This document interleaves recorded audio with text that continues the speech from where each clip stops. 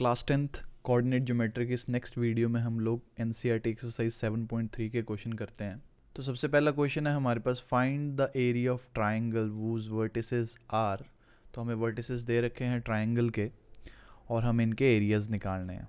तो पार्ट 1 करते हैं। सपोज इसमें ए पॉइंट के कोऑर्डिनेट 2 3 हैं, बी के कोऑर्डिनेट जो हैं वो -1 और 0 हैं, सी के कोऑर्डिनेट हैं 2 और -4। जो मेरे पास ट्राइंगल का एरिया निकालने का फॉर्मूला था वो क्या था, हाफ इंटू x1 को मल्टीप्लाई करना है y2 माइनस y3 के साथ, x2 को मल्टीप्लाई करना है y3 माइनस y1 के साथ, और x3 को मल्टीप्लाई करना है y1 माइनस y2 के साथ। तो इस फॉर्मूले में मैं कोऑर्डिनेट्स की वैल्यू पुट करूंगा। तो a के कोऑर्डिनेट को x1 y1, b के कोऑर्डिनेट को x2 y2, c के कोऑर्डिनेट को x3 y3 पुट करूंगा ना। तो मेरे पास जो एरिया ऑफ ट्राइंगल ABC आ जाएगा वो क्या आएगा, 2 इंटू 0 माइनस 4 जो कि +4 हो जाएगा। फिर मेरे पास जो x2 की वैल्यू है -1 है, फिर मैंने -4 के साथ माइनस किया 3 को। 2 जो है मेरे पास x3 की वैल्यू है, इसके साथ मैंने 3 में से माइनस किया किसको, 0 को। जो मेरे पास एरिया आ जाएगा ट्राइंगल का वो 10.5 स्क्वायर यूनिट्स आ जाएगा। वैसे ही मैं सेकंड क्वेश्चन में ए पॉइंट है जिसके कोऑर्डिनेट क्या हैं, -5 -1, बी के जो कोऑर्डिनेट हैं वो हैं 3 और -5, सी के कोऑर्डिनेट हैं 5 और 2। अब इन सब कोऑर्डिनेट की वैल्यू जो है मैं हमारे एरिया ऑफ ट्राइंगल के फॉर्मूले में पुट करूंगा, और जैसे ही मैं उसमें ये सारे के सारे कोऑर्डिनेट की वैल्यू पुट करूंगा ना, मेरे पास जो एरिया ऑफ ट्राइंगल होगा वो 32 स्क्वायर यूनिट्स आ जाएगा। तो सिंपल क्वेश्चन है, कुछ ज़्यादा करना नहीं है, डायरेक्ट फार्मूले में ही पुट करनी है वैल्यूज़। ये ध्यान रखना कि x1 x2 x3 कौन से हैं, y1 y2 y3। जो मेन मिस्टेक होती है इसमें वो जो साइंस होते हैं उनमें मिस्टेक होती है। जैसे हमारे पास -5 -1 दे रखा है ना, ऐसी जगहों पे मिस्टेक होने के चांसेस रहते हैं। जो नेक्स्ट क्वेश्चन है हमारे पास, in each of the following find the value of k for which the point are collinear. तो अगर पॉइंट कोलिनियर हैं तो एरिया ऑफ ट्राइंगल 0 होगा। तो एरिया ऑफ ट्राइंगल अगर 0 है तो मैं जो भी एरिया ऑफ ट्राइंगल का फॉर्मूला था ना उसमें मैं इन कोऑर्डिनेट्स की वैल्यू पुट करूँगा और मैं k की वैल्यू फाइंड आउट कर सकता हूँ। जो ए पॉइंट है उसके कोऑर्डिनेट मान रहा हूँ 7 -2, बी के कोऑर्डिनेट मान रहा हूँ 5 और 1, सी के कोऑर्डिनेट मान रहा हूँ 3 और k। तो एरिया ऑफ ट्राइंगल जो होगा ABC वो किसके इक्वल हो जाएगा, जो मेरे पास फॉर्मूला था एरिया ऑफ ट्राइंगल निकालने का, उस फॉर्मूले में सारे कोऑर्डिनेट्स की वैल्यू पुट करूँगा और उसको इक्वल टू क्या पुट कर दूंगा, 0 के, क्योंकि सारे के सारे पॉइंट कोलिनियर थे ना। तो इसीलिए हमारे पास जो एरिया ऑफ ट्राइंगल होगा वो 0 होगा। और जैसे ही मैं वैल्यूज़ पुट कर दूंगा इसमें ना, तो मेरे पास बेसिकली जो k की वैल्यू होगी कैलकुलेट करके वो कितनी आ जाएगी, 4 वैल्यू आएगी। ऐसे ही सेम प्रोसीजर मैं फॉलो करूँगा सेकंड क्वेश्चन के लिए भी, जो सेकंड पार्ट है इसका उसके लिए। तो उसमें भी जो मेरे पास एरिया ऑफ ट्राइंगल होगी वो 0 लेनी है क्योंकि पॉइंट कोलिनियर है ना। तो मैं क्या कर रहा हूँ, जो मेरे पास ए पॉइंट था उसके कोऑर्डिनेट हैं 8 और 1, बी पॉइंट के कोऑर्डिनेट हैं k और -4, जो सी पॉइंट है उसके कोऑर्डिनेट हैं 2 और -5। तो मैं फिर से वही एरिया ऑफ ट्राइंगल ABC को 0 पुट करूँगा। तो मैं टोटल फार्मूले में वैल्यूज़ पुट करने के बाद जो k की वैल्यू होगी वो 3 कैलकुलेट कर दूंगा। अब मैं फिर से बार बार एक चीज़ रिपीट कर रहा हूँ कि जो साइंस हैं उनका ध्यान रखना। जैसे -4 है, -5 है, तो जो साइन है वो कहाँ कहाँ चेंज होने हैं, कहाँ कहाँ चेंज नहीं होने हैं, उसका ध्यान रखना, क्योंकि ये क्वेश्चन सिंपल है, इसमें और कोई मिस्टेक नहीं हो सकती, सिर्फ और सिर्फ साइंस की मिस्टेक हो सकती है। तो हमारे पास k की वैल्यू कितनी आ गई, 3 आ गई, और पहले वाले केस में k की वैल्यू 4 थी। जो नेक्स्ट क्वेश्चन है मेरे पास वो है क्वेश्चन नंबर 3। क्वेश्चन नंबर 3 में क्या है, find the area of triangle formed by joining the mid point of side of triangle whose vertices are. हमें वर्टिसेस जो हैं ट्राइंगल उसके कोऑर्डिनेट दे रखे हैं। Find the ratio of this area to the area of given triangle. तो हमारे पास basically हमने एक ट्राइंगल की साइड्स के ऊपर मिड पॉइंट ड्रॉ करने हैं और वहाँ पे एक ट्राइंगल बनानी है, और उन दोनों ट्राइंगल का जो मेन ट्राइंगल है और उसके मिड पॉइंट को जोड़ के जो ट्राइंगल बनाई है ना, उनकी रेशियो लेनी है। तो हमारे पास वर्टिसेस दे रखे थे। तो सपोज करो ये मेरे पास एक ट्राइंगल है, ट्राइंगल ABC। ए के कोऑर्डिनेट हैं वो हैं 0 और -1, बी के कोऑर्डिनेट हैं 2 और 1, और सी के कोऑर्डिनेट हैं 0 और 3। अब मैं क्या करूँ ना, मिड पॉइंट निकालूंगा। तो सपोज़ करो जो हमारे पास मिड पॉइंट्स हैं वो कौन से हैं, AB पे मैं मिड पॉइंट ड्रॉ कर रहा हूँ D, हमारे पास जो BC है उस पे मिड पॉइंट ड्रॉ कर रहा हूँ E, और AC पे मिड पॉइंट ड्रॉ कर रहा हूँ F। तो ये जो ट्रायंगल होगी ना बन रही है, इसका एरिया हमें निकालना होगा। तो मिड पॉइंट के केस में तो सिंपल सी बात है ना, हमारे पास फॉर्मूला क्या था, अगर मुझे मिड पॉइंट की वैल्यू निकालनी होती है वो होता है x2 plus x1 divided by 2। अगर y कोऑर्डिनेट निकालना हो उसका तो वो क्या होता है y2 plus y1 divided by 2। तो d निकालना होगा तो मैं ऑब्वियस ही बात है a के x कोऑर्डिनेट और b के x कोऑर्डिनेट को ऐड करके 2 से डिवाइड कर दूंगा, और वहीं पर जो मेरे पास y कोऑर्डिनेट है b का, उसमें मैं a के y कोऑर्डिनेट को ऐड करके 2 से डिवाइड कर दूंगा। ये मेरे पास 1 और 0 आ जाएगा।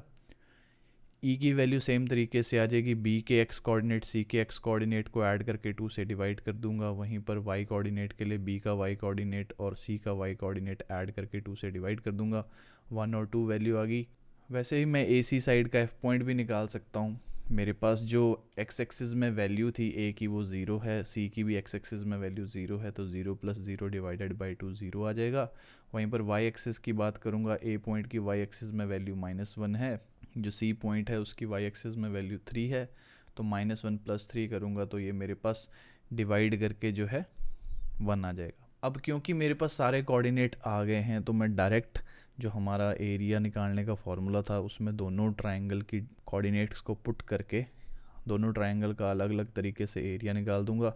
अगर मैं area of triangle A B C की बात करूं तो मेरे पास जैसे ही मैं कोऑर्डिनेट्स में ना वैल्यू पुट करता हूं, किसकी वैल्यू पुट करनी है, x1 y1 x2 y2 और x3 y3 की, तो मेरे पास जो एरिया होगा वो 4 स्क्वायर यूनिट का आ रहा है। फॉर्मूले का ध्यान रखना और ये ध्यान रखना हम क्या वैल्यूज़ पुट कर रहे हैं। तो बेसिकली मेरे पास 4 स्क्वायर यूनिट आ जाता है। वहीं पर एरिया ऑफ अगर मैं ट्रायंगल डी ई एफ की बात करूं तो उसमें भी मैं सारे कोऑर्डिनेट्स की वैल्यू पुट करूंगा, और जैसे ही मैं कोऑर्डिनेट्स की वैल्यू पुट करूंगा तो मेरे पास जो एरिया ऑफ ट्रायंगल होगा वो 1 स्क्वायर यूनिट का आ जाएगा। और जब मैं इन दोनों के दोनों ट्रायंगल के एरियाज़ की आपस में रेशियो लूँगा तो वो रेशियो मेरे पास 1:4 आ जाएगी। तो मैं अगर ट्रायंगल डी ई एफ की रेशियो लूँ किसके साथ, area of triangle A B C के साथ, तो मेरे पास 1:4 आ रही है। तो इसके साथ ये थर्ड क्वेश्चन ओवर हो जाता है। जो नेक्स्ट क्वेश्चन है हमारे पास वो है क्वेश्चन नंबर 4। क्वेश्चन नंबर 4 में हमें क्या गिवन है, find the area of quadrilateral whose vertices taken in order are. Vertices हमें दे रखे हैं। तो बेसिकली हमने फार्मूला जो पढ़ा था वो क्या पढ़ा था कि हमारे पास ट्रायंगल का फार्मूला पढ़ा है। तो बेसिकली मैं क्या करूँगा, ये मेरे पास सपोज करो एक क्वाड्रिलेटरल है, तो मैं इसके सारे पॉइंट्स को ड्रॉ करके ना उसका डायगोनल ड्रॉ करूँगा, और जो है डायगोनल जो होगा 2 ट्रायंगल में बांट देगा। अब ट्रायंगल के सारे पॉइंट्स मुझे पता होंगे तो मैं एरियाज़ निकाल दूंगा दोनों ट्रायंगल के, तो उनको बाद में ऐड कर दूंगा। तो ये मेरे पास क्वाड्रिलेटरल है, सारे पॉइंट गिवन है, एरिया ऑफ ट्रायंगल का फॉर्मूला ये है।